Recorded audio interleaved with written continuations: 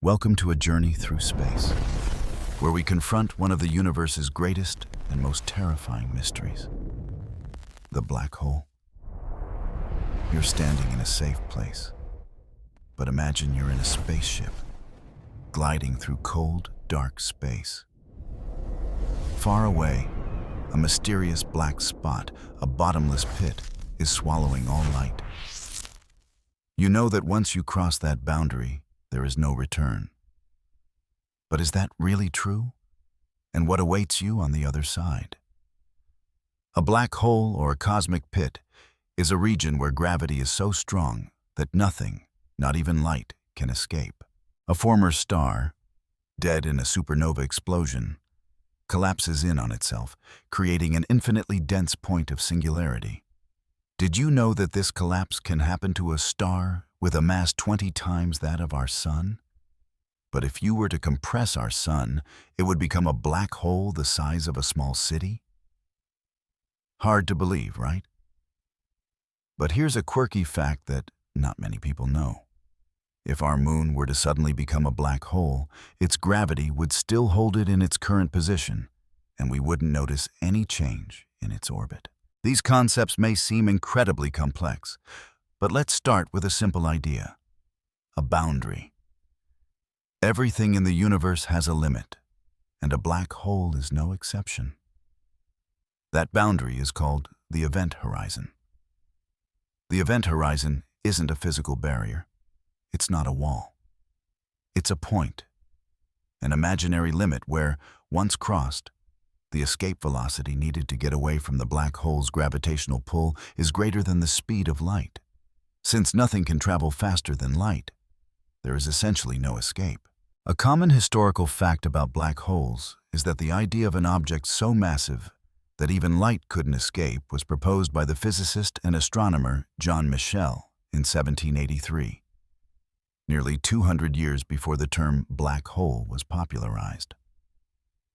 He called it a dark star.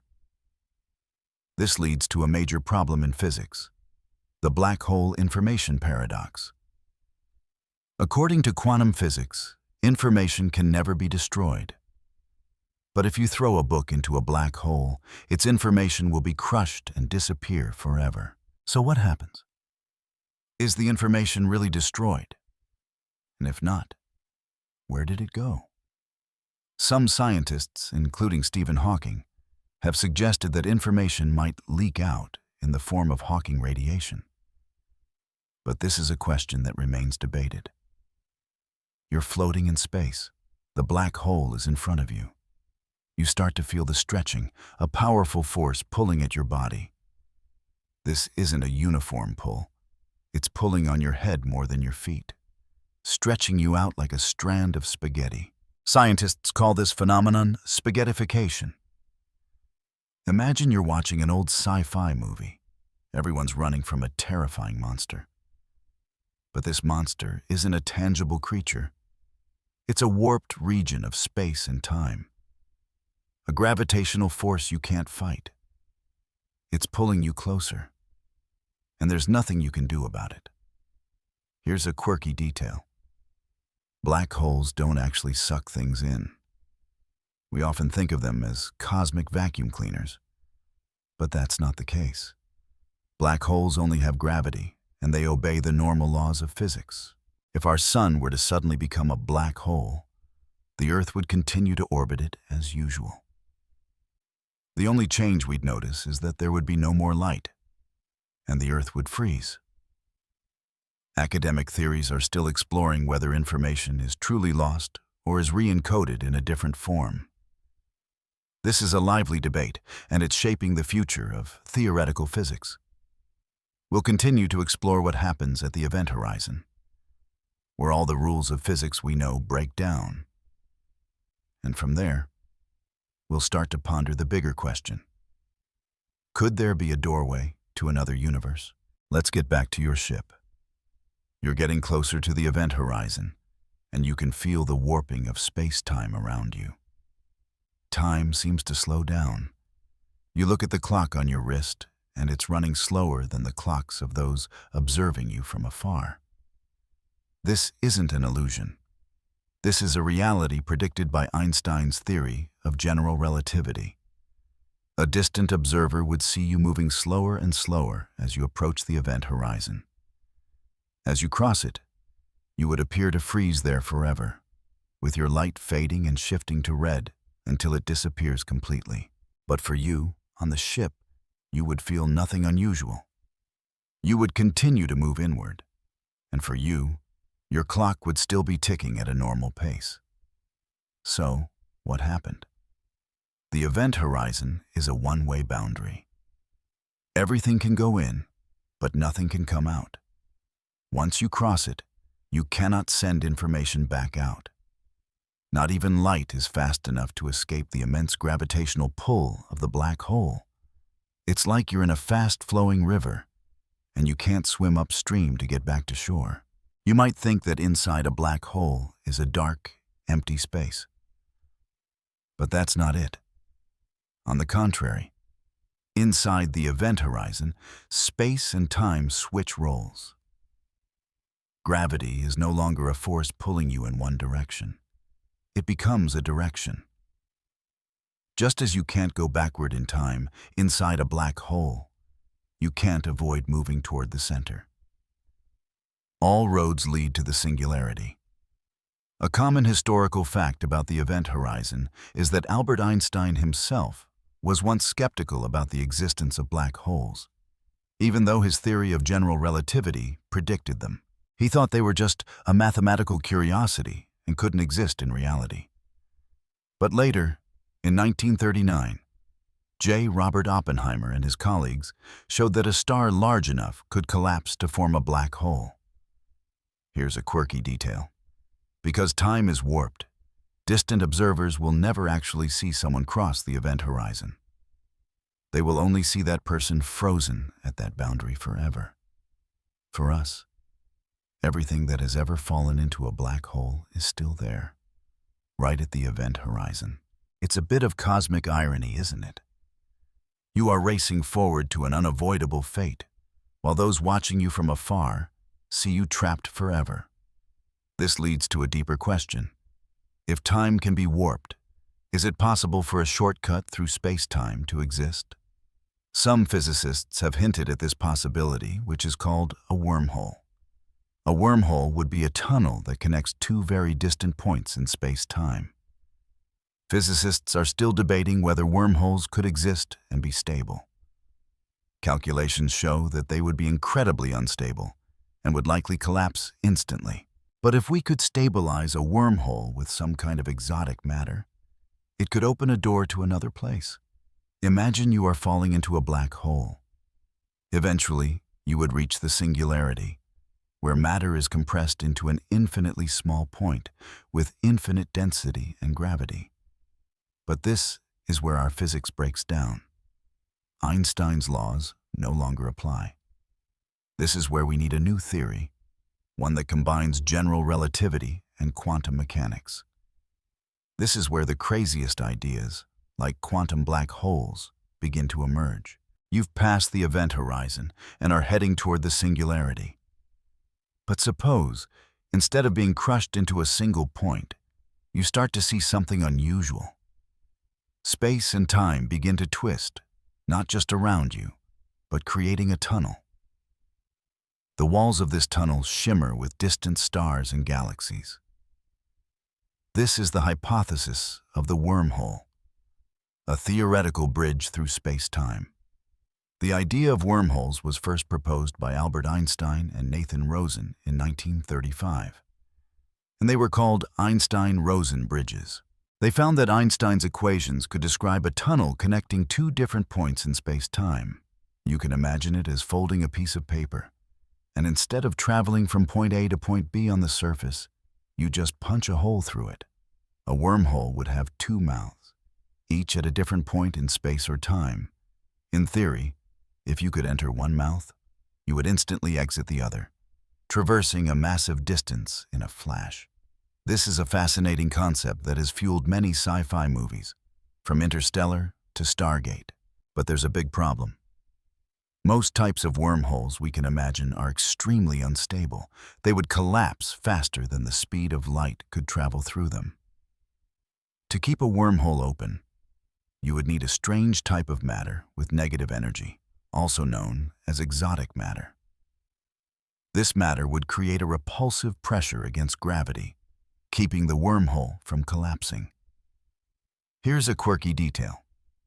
This exotic matter might not be something entirely new. Some physicists have suggested that in certain cases, vacuum energy in empty space can have negative energy. This could have implications for whether we could ever create or find a wormhole one day. A common historical fact. Carl Sagan used the idea of wormholes in his novel, Contact. He asked physicist Kip Thorne to help him create a space-time travel mechanism that could be based on real physical laws. This helped popularize the idea of wormholes to the public.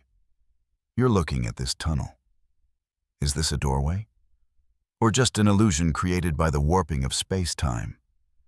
Academic theories are still exploring whether exotic matter can exist in nature, and if so, how it would manifest. We can only speculate about its possibility. Perhaps it exists in forms of quantum energy that we can't yet observe. Imagine if we could travel through a wormhole. Where could you go?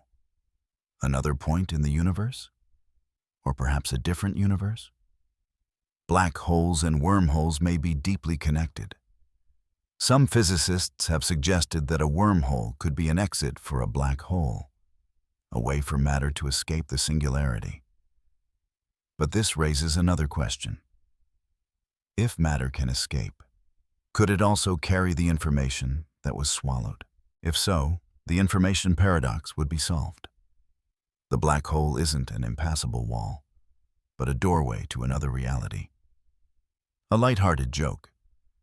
If wormholes actually exist, we could travel to a great restaurant on the other side of the universe and then come back to retrieve our wallet. Maybe we could call it the teleportation door.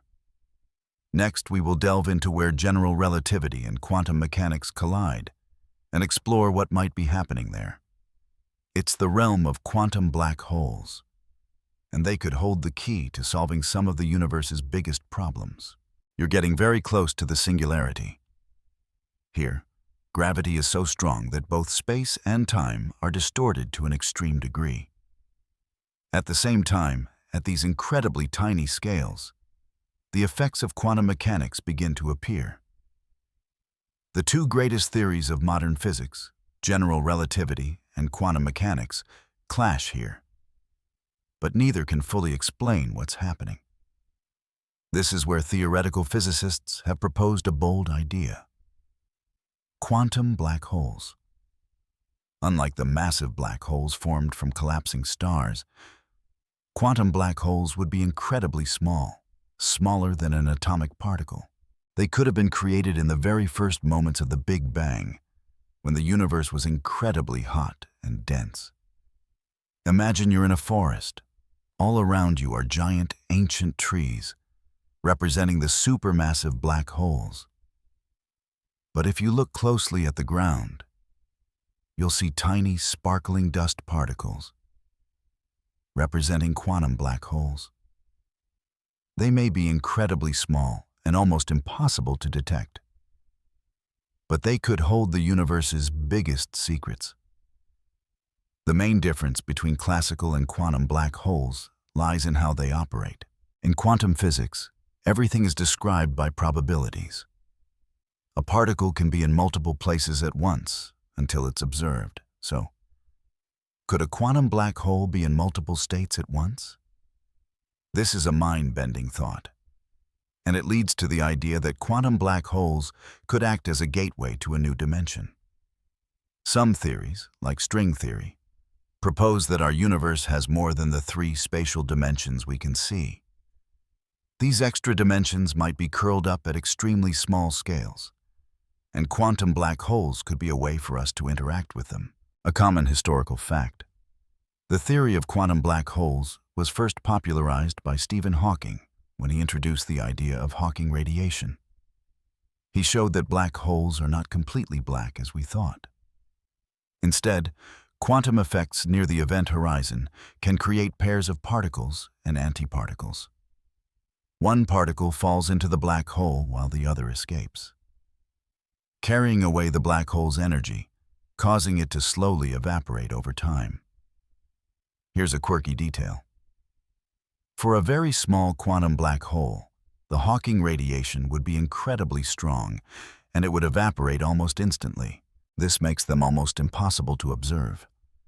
But if we could find a trace of one of these final bursts from a quantum black hole, it would be extremely important evidence. You are looking at these tiny quantum particles. Could they be the doors to another universe? Or are they just a part of our universe, a way for information to escape the black hole? Scientists are still debating whether quantum black holes exist, and if so, how they would function. We only have mathematical equations and speculations. But these speculations have opened up a new path to solving the black hole information paradox. A light-hearted joke. If quantum black holes exist, maybe we could use them to store information. You could throw all your data into a quantum black hole and then wait for it to evaporate to get it back. But this might not be the most reliable storage method. Now, we've explored what might happen when classical physics breaks down. But what happens to the things that have gone into the black hole? Are they lost forever? Or are they re-encoded in a different form? That's the topic of the next section, where we'll explore the no-hair theorem and its implications. You've ventured inside the black hole. Everything you once knew about the universe is now shattered. But let's imagine you're observing this black hole from a safe distance, and you notice something strange. All black holes look the same. They have no hair, no complex features. This is the core idea of the no-hair theorem. This theorem states that when a black hole forms and stabilizes, it has only three observable properties from the outside: mass, electric charge, and angular momentum. All other information about the matter that formed the black hole, such as its type, its structure, or its shape, is lost and cannot be recovered. Imagine you throw a car into a black hole. Then you throw a truck with the exact same mass, charge, and angular momentum. From the outside, you would not be able to tell the difference between these two black holes. They would look identical.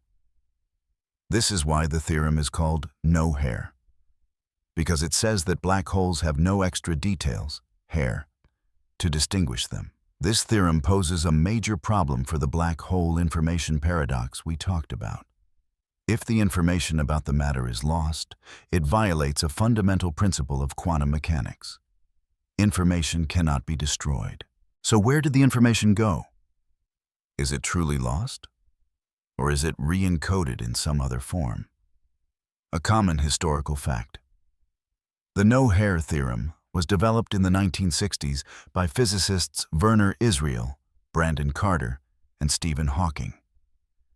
It helped to simplify the study of black holes and made them a more tractable object of study. Here's a quirky detail. Some physicists have proposed that, while a black hole has no hair from the outside, there might be some form of information that still exists at the event horizon. Some have proposed quantum hair, a form of microscopic quantum information that could store information about what has gone into the black hole.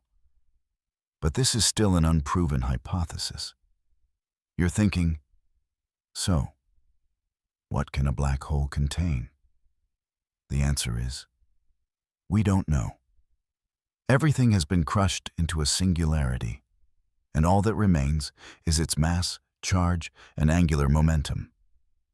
This might feel frustrating, but that's the beauty and the mystery of the universe. A light-hearted joke. If black holes truly have no hair, can we call them cosmic bald spots? Maybe we should rename the theorem the baldness theorem.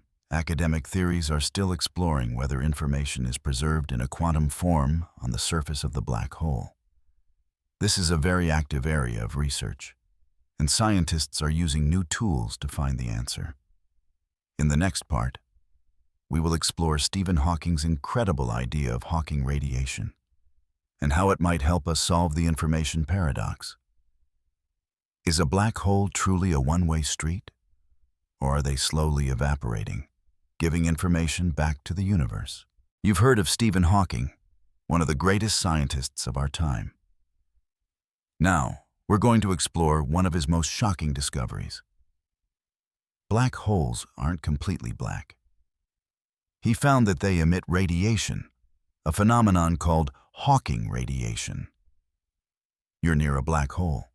Virtual particles, pairs of matter and antimatter, are constantly popping in and out of existence in empty space. This is a fundamental principle of quantum mechanics. Usually, they disappear too quickly for us to observe them.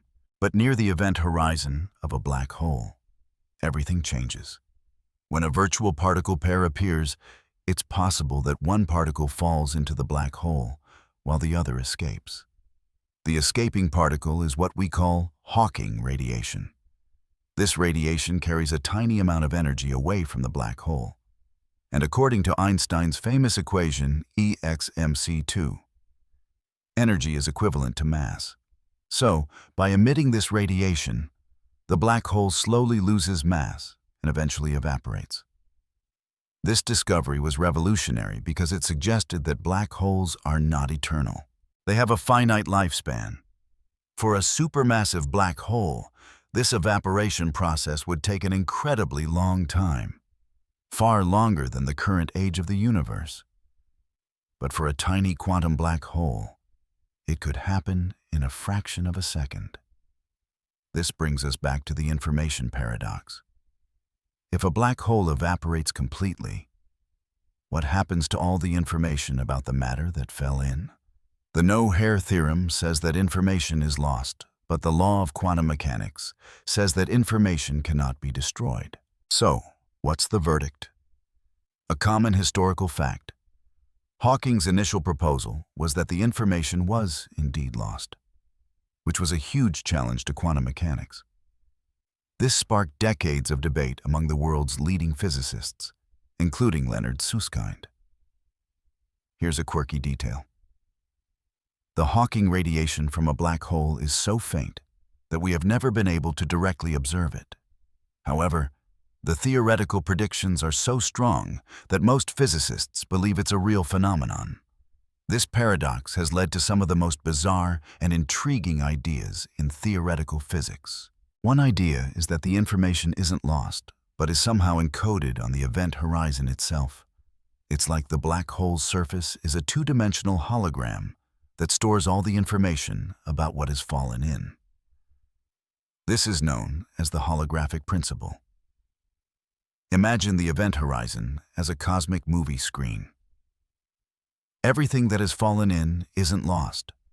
It's projected onto this screen in a kind of cosmic cinema. The information is still there, but in a different, compressed form. Physicists are still debating whether the holographic principle is the correct way to solve the information paradox, or if there's another explanation. It's a question that could lead to a new understanding of how gravity and quantum mechanics work together.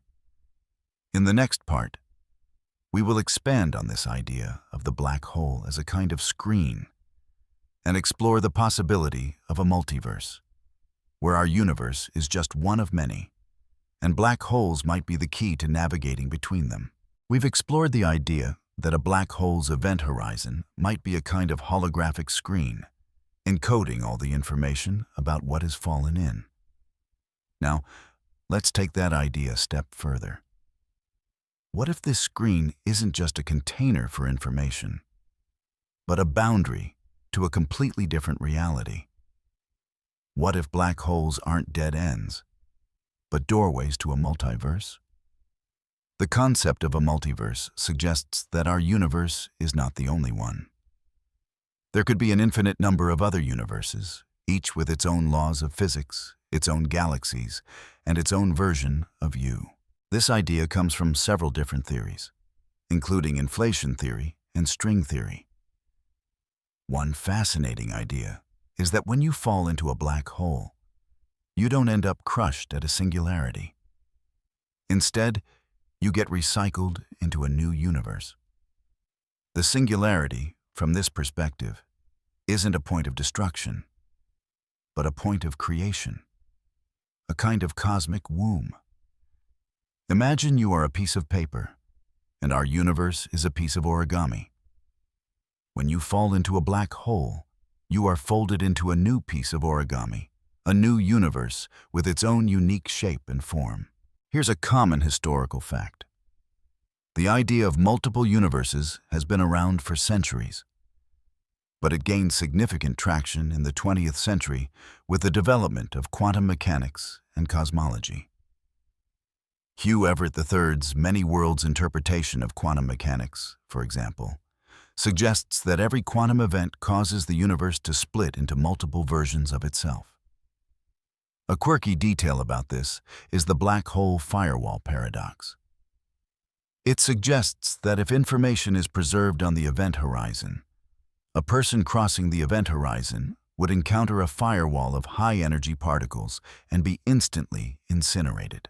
This directly contradicts Einstein's theory of general relativity, which says that an observer should feel nothing as they cross the event horizon. This is a fierce debate among physicists. So, are black holes a gateway to the multiverse? Or is this just a beautiful, yet unproven, hypothesis? Theories are still exploring whether black holes could be a cosmic screen for a larger, multidimensional reality. We have no way of proving it yet. But it's an idea that captures our imagination and pushes the boundaries of our understanding of the universe. A lighthearted joke.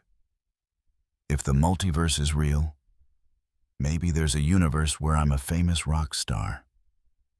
And maybe in that universe, my biggest challenge is trying to solve the black hole information paradox using only my guitar solos. We have now traveled from the depths of a black hole to the far reaches of the multiverse. It's time to bring our journey to a close and reflect on what all of this means for us, for humanity, and for our place in the cosmos. We have journeyed to the edge of what we know, and even beyond. We started with a simple question about a black hole and ended up grappling with the fate of information, the nature of space-time, and the possibility of other universes. We've asked the deepest questions and come away with even deeper mysteries. But what does this all mean for us? For a species that lives on a tiny blue planet, circling a single average star, in a galaxy of hundreds of billions of stars, in a universe of hundreds of billions of galaxies, this relentless quest for knowledge is what defines us.